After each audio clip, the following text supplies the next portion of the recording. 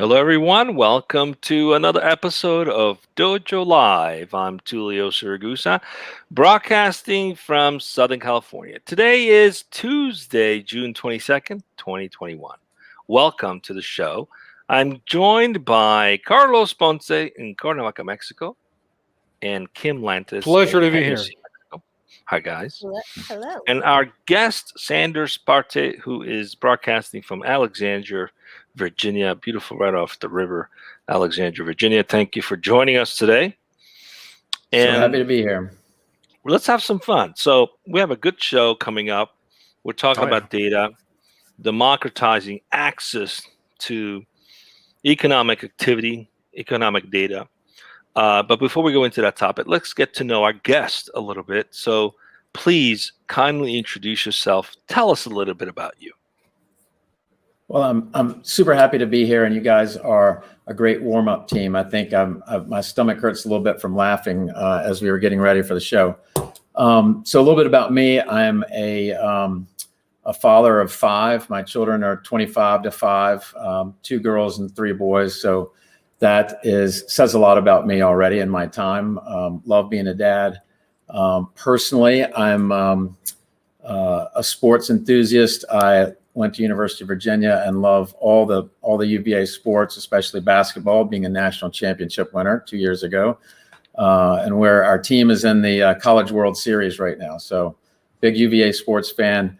I'm a sometimes golfer. I'm a pretty good golfer, but don't get to play enough. But I do enjoy that. And the last thing about me personally is during the pandemic, I was so sort of miserable not being able to exercise and put on some extra little bit. And I'm happy to say this is the first year I've ever crushed my New Year's resolution, and I am in the best shape I've ever been in. I've worked out every day this whole year, except for the week we went to the beach at spring break and a few days snow skiing, and everything else I'm on it. So I feel great, and maybe that's a little obnoxious to tell everybody, but I'm excited that way. Awesome.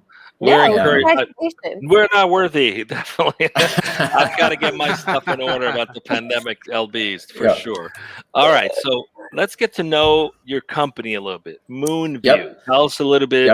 I'm curious about the name, but also tell us about what does the company do? So I didn't tell much about my background first. I am a 4-time day one founder. So I've been around technology since right out of college. I started my first business 18 months out of the university, and they're all generally startups. My father said I'm not happy if I'm not in the middle of a briar patch, and that's sort of in my blood. So this particular startup, I'm listed as a co-founder. I'm grateful to the sort of original founder, Thaddeus Baston, a young man who I met a few years ago. I was actually on a trip out to the Bay Area, went to a fabulous marketplace conference because I'm obsessed with marketplaces, and lo and behold, I come home to a friend's house, and we gathered for a UVA basketball game, watching us in the Sweet 16 on the way to the national championship. And I had been looking at that conference for a marketplace business that that I could join or get involved with. And lo and behold, I didn't find one there. But that night at dinner, I met Thaddeus, and he's been in the stock market, finance industry for his whole life. His grandfather was a finance guy. His father's a finance guy, and he had an obsession with how do we collect, data about public companies to sort of, I don't want to say keep them honest, but to bring a level of transparency to what's going on. And so that idea was big idea number 1. And big idea number 2 is I brought in the concept of a platform to put those two things together. So there's a big words there, economic surveillance, observable revenue. Well, what does that really mean? What it means is it sort of goes back to a long time history of big firms, Wall Street firms and others buying satellite data to learn about the economy, to learn about what's going on. Sometimes that's big picture stuff like crops and, are crops doing well? Are they drying up? Sometimes that's about the level of oil in an oil tank, because as you might not know, but a lot of oil tanks rise and fall with the level of oil that's in them. Sometimes it's how many cars are in a parking lot. So if you watch a retail store and see more cars on a trend, then hey, that company is doing better. So what happened is we took a very specific idea, which is, very exciting to people, and we've made a business out of it. So you want to hear about the specific idea? Yeah, let's go. So. Well, we'll go into it in just a second. That sounds like an awesome story. What, just if you could tell us a little bit about what gave this the name? Where did MoonVu come from? Where did that come from? Is that borrowed from this idea of satellite watching from the moon? What did that come from? it is. It's interesting. Like an artist with a song or a painting, you sort of want to leave the real interpretation up to the viewer. But yeah, MoonVu was concocted by Thaddeus, and the concept of viewing things and seeing all of the economy from the moon. That was the concept. Although it is a little bit weird because we're not into the satellite surveillance. We're into terrestrial surveillance. We put cameras on the Earth and videotape things as opposed to taking big pictures from the satellite. So it's a little bit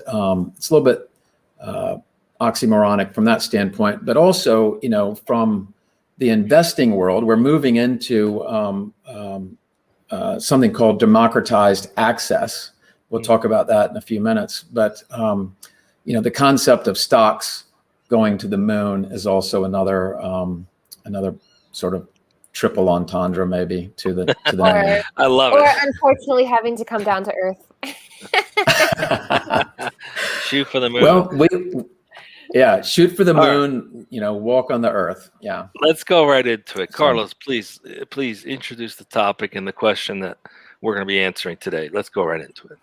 Oh, absolutely. Thank you, Tulio, Kim, and of course, our guest. So, Tulio, today, the topic that our guest chose for today's show is democratizing access to economic activity data to the world. We're going to be answering the question, how data creation through fixed location of interest sensors and data generated by the business processes of public corporations is reshaping market intelligence and alternative data. Sounds like a pretty handful of very interesting concepts that we're going to be discussing today.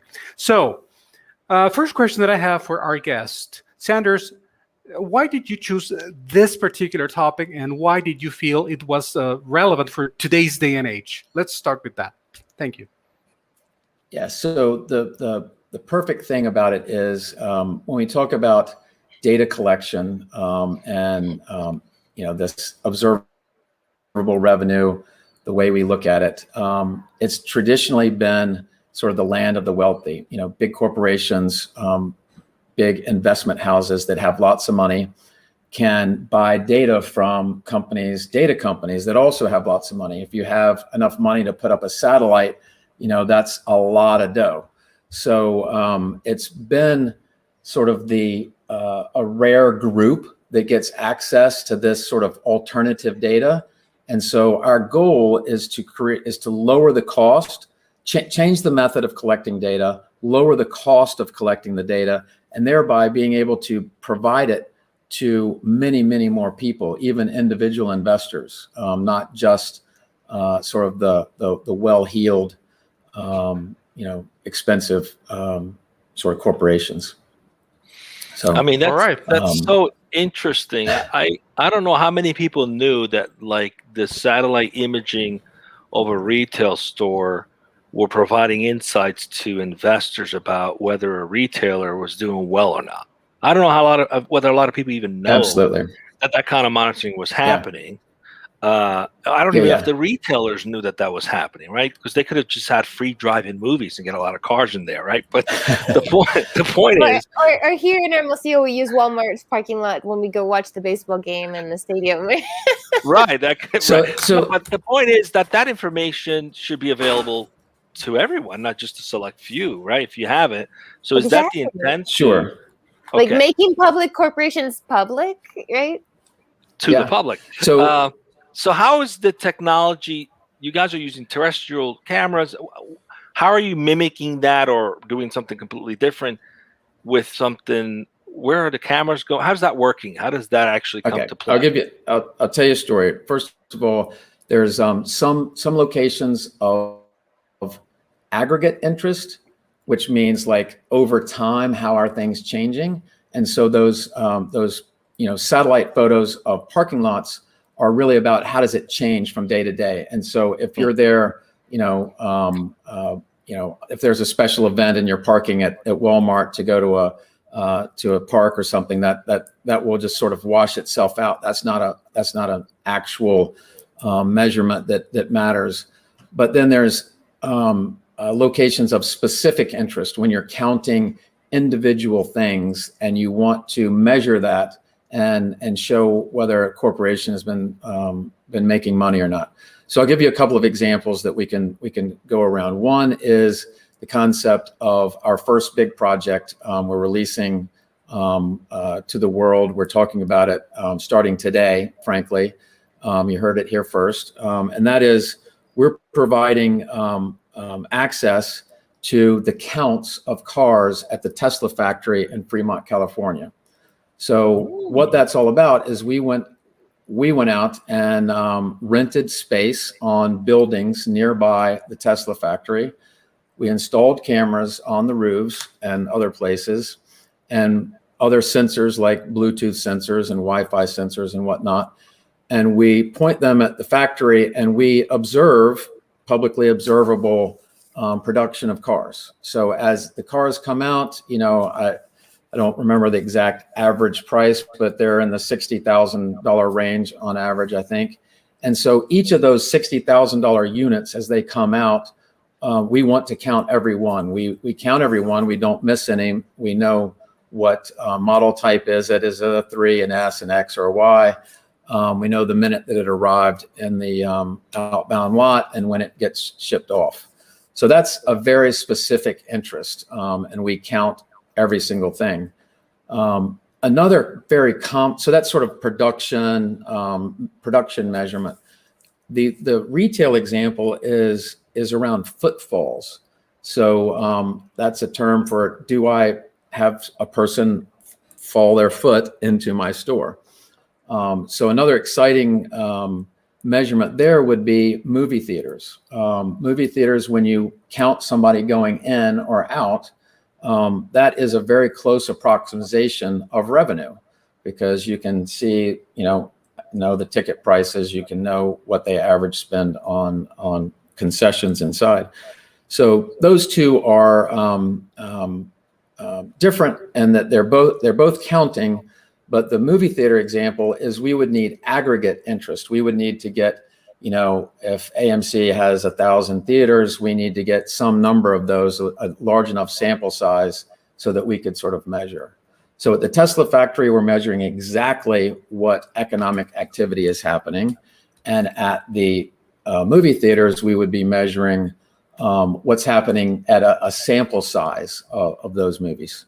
So how that really isn't possible. Those things really aren't possible from satellites. And so it's only through the local cameras watching things and counting them that you can come up with those numbers. Sanders, I have a question. And picture that, let me go back a little bit. And for those who are watching who might be new to the space in which you are, would you mind elaborating on two concepts or two things? The first one is, what is an interest sensor? And the other one is Uh-huh.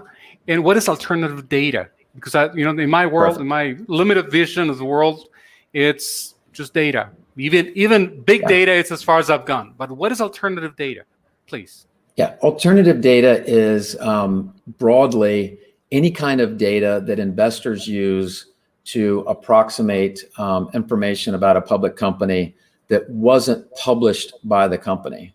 So So it's some not of on the the most, 10K report. yeah, exactly.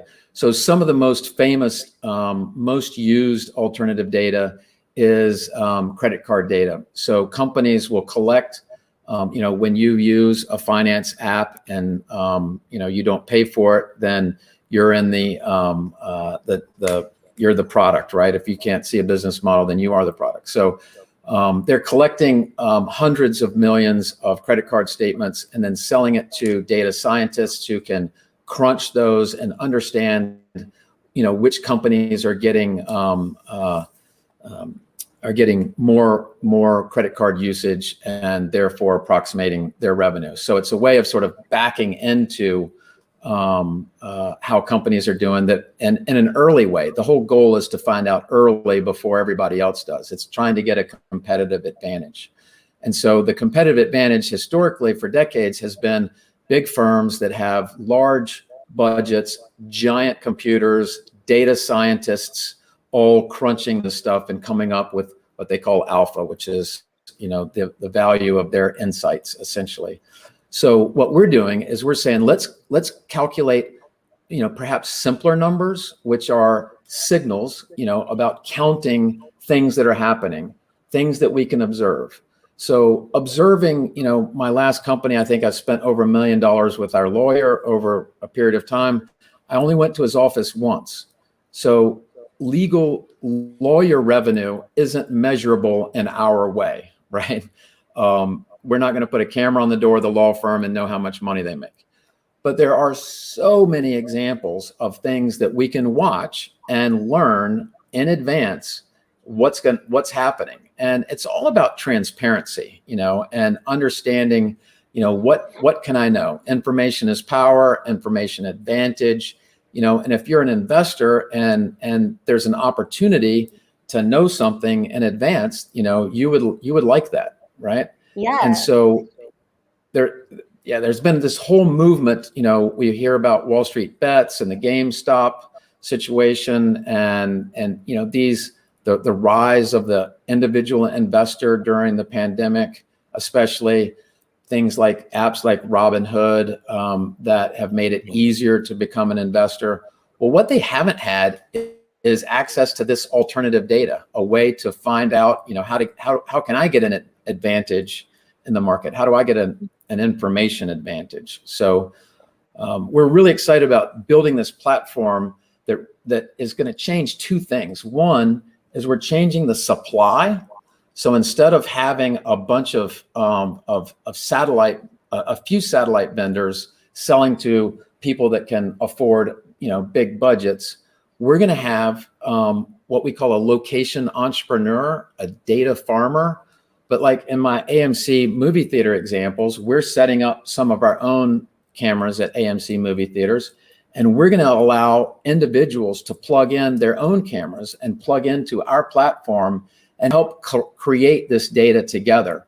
So the kind of democratization is both on the supply side with who can help us, collect data, and on the demand side of who can we sell it to, not just the big Wall Street firms, but also individual investors. So, it's a pretty big idea, and we have big ambitions and where we think this can go, and we're pretty excited. I have so many questions. My first one goes back to something that you said earlier on today's show, and that's transparency.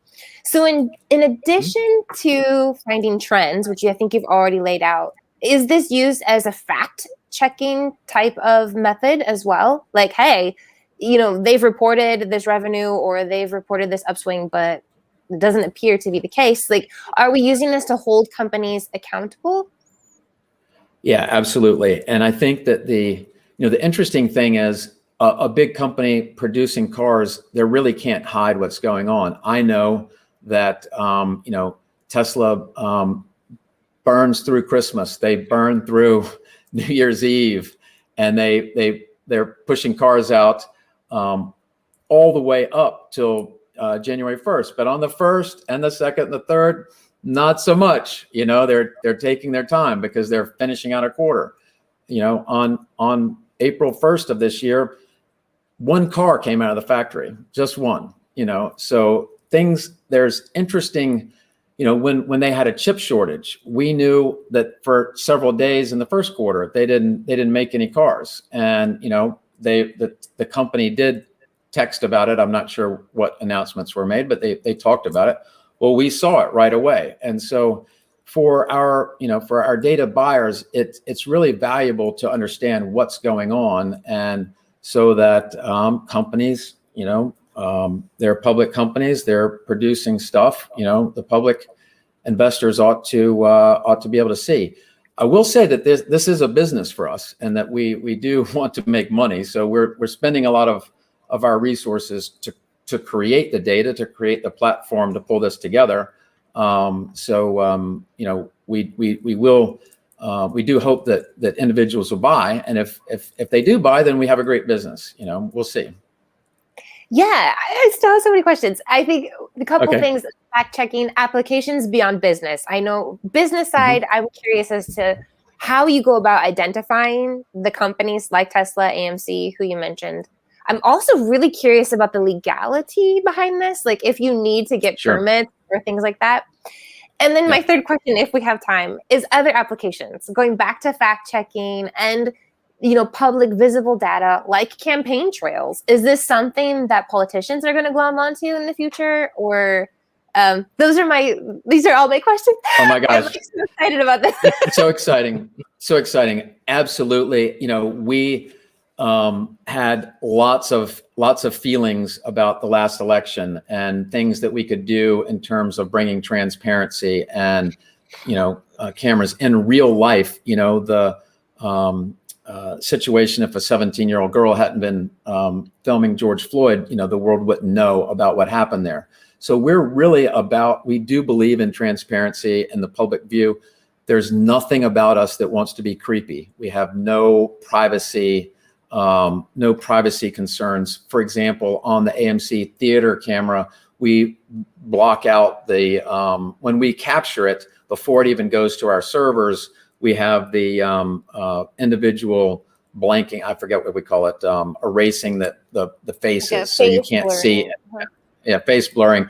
It's a whole body blurring, frankly, right now, the one that we're using right now. But the goal is never to have PII, no personal identifiable information. We would not allow something on our platform that is purely voyeuristic or privacy, you know, breaking. We are working on a policy about things for Homeland Security. You know, we expect people to put up cameras to watch ships coming in and out of ports, watching things be loaded, and so there's going to be something around. You know, we don't want people to use our cameras to plan some terrorist attack or something. I don't know how we're going to figure that out, but we intend to sort of know your customer in that regard. The other transparency at a Father's Day cookout a couple of days ago, a gentleman from, you know, Army intelligence was telling me that, you know, they do things in the Army like tracking how many dump trucks of dirt come out of a tunnel project, because in our countries overseas, when they say they're building a 1-mile tunnel, they calculate how much dirt should be coming out of that ground, and they want to know, is this some funny business or whatever? So there's all kinds of accountability and transparency. You know, that there's so many things, you have no idea how many things that people would like to have transparency about, whether it's a stock investor, you know, or lots of people. So we expect that investors are our early first market for our platform, but over time we can see the buyers of the data will be enormous. The opportunities to put them out are enormous. We don't intend to sort of boil the ocean in terms of putting a camera everywhere. I think of it more like a fishing hole, right? Is that there's a big lake but then there's a spot where the fish are. And so to circle back to your first question, how do we know? That's what we're talking about, opening up, democratizing our whole platform, which is to allow entrepreneurs, people, we don't want to have all the ideas about what should be, what will be interesting and what will make money. We're going to allow people to go out and put up their own cameras and say, I believe this is a good spot. We'll give them help on how to do it right, how to make it easy for AI to help, what kind of technology works well. We'll guide them, but ultimately, we hope that people, their own creativity will find their way onto our platform. Very interesting. Look, right now, if you're an investor, the only thing you can go by is the quarterly projection, and then you see the results at the end of the quarter. Yep. And anything that happens, any knowledge you gain between that time frame is considered insider trading. So you can't go and call and say, hey, what's happening? Are you actually keeping up with the projections you've made? You can't really have those conversations because that would tip off an investor to potentially sell or buy more, which, people end up in jail for that. So, but readily available public information, like how many cars are coming out of a plant. Yeah. Totally okay. So that gives an opportunity for an investor to gain insights on, okay, they predicted this. Is this on track? Instead of having to wait for the end of the quarter to get that. So what you're saying from a business model perspective, an investment house could potentially leverage this for specific institutional investment that they have an interest in, or individual investors could leverage this for specific interest that they have an interest in, or if you're doing a cleanup project in construction. I remember when 9/11 happened, I was with PricewaterhouseCoopers, and we were hired to do the audit of the cleanup, because there was risk of billions of dollars of fraud, of trucks coming in thinking that they loaded stuff. So there's all these applications. But what you're saying is, instead of you guys creating the models, you're just going to create the platform people can plug in, give them the tools, and then they can go and create their own tracking mechanism. Is that what I'm hearing? Is that that's perfect? I do, Kim. I forgot to answer your other question about legality. So we do, for example, the big key thing is, as Tulio said, we can't go pay money to somebody inside the factory at Tesla and ask them to tell us the how many cars came out, right? So what we do is we get a lease. We have a legal rental agreement on the roof where we put, or wherever we put the cameras. We put them on a place that we have the right to do that, and the right is just by whoever owns the real estate can give us the right to put a camera there. And so once we've done that, it's not insider information anymore, because I'm just observing our cameras are just observing it. And so that's what makes it legal and not sort of insider information. So we will on June 30th, we're going to have a data event, and we're going to tell the world how many cars Tesla produced every week for the last 13 weeks. And 2 days later, they're going to have a press release, or 1 or 2 days later, if they hold to their traditional history. 2 days later, they'll announce how many they had. And so, voila, they do it in aggregate. Yeah, we're confident. Our numbers are very, very good. But I love we the give idea specifics. of democratizing. Yeah. Like two minds are better than one. 1 million minds are better than 100 or thousands or whatever. And just like, hey, I want to get onto this, and I have an idea. This is what's interesting to me, and social networking, it's great. All right, we intend to create a community. I hate to be the bearer of bad news. We're up on time, but we can go and talk for hours on this. Let's just shift with the very little time we have left, a couple of minutes. The culture of the business. What kind of people do you want to participate in this? I've always said in all my businesses, don't come work for me, because one day I'll disappoint you. Even in some cases, don't work for your own ambitions. If you work for the customer, then all of those things sort of sort out your motivations, your energy.